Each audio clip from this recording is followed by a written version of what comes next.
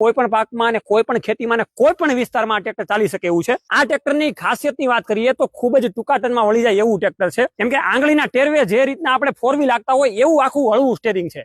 Seat પણ આરામદાયક છે, જે જગ્યા સ્પેસિંગ છે એ પણ ખૂબ મજાની છે। માત્ર 525 કિલોનું હળવું એવું ટ્રેક્ટર છે। વાલા ખેડૂત પુત્રો, હાઇડ્રોલિકની વાત કરીએ તો મીટાની ડબલ ડ્રાફ્ટ કંટ્રોલ વાળી હાઇડ્રોલિક સિસ્ટમ આપવામાં આવેલી છે અને એવી તાકાત વાળી હાઇડ્રોલિક સિસ્ટમ છે કે અત્યારે પાંચું પણ જોડેલું છે અને તમે લાઈવ જોઈ રહ્યા છો કે કેવી રીતના ટ્રેક્ટર ચાલી રહ્યું છે।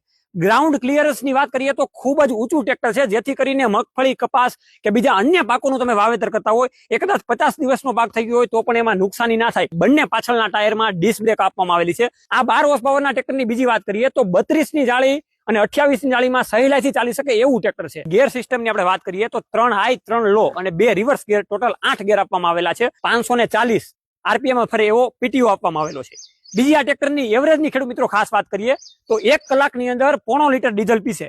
પછી તમે જે પ્રમાણેની ખેતી કરો છો, પાછળ કેવા પ્રકારના હાથી લગાડો છો અથવા તો ડ્રાઈવર પ્રમાણે એ સરેરાશ રહેતું હોય છે। અને ખેડૂત મિત્રો, સર્વિસની વાત કરીએ ને, ઘરે બેઠા તમને 6 મહિનાની અંદર સર્વિસ કરી દેશે। તો નાના ખાતેદાર થી મોટા ખાતેદારના તમામ ખેડૂત મિત્રોને આ ફાર્મોજી ટ્રેક્ટર લેવું હોય તો નીચેનો કોન્ટેક્ટ નંબર આપવામાં આવેલો છે અને તમારે રૂબરૂ પ્લાન્ટની મુલાકાત લેવી હોય તો રાજકોટની એકદમ નજીક સાપરની અંદર કિસાન ગેટની અંદર આનો પ્લાન્ટ આવેલો છે।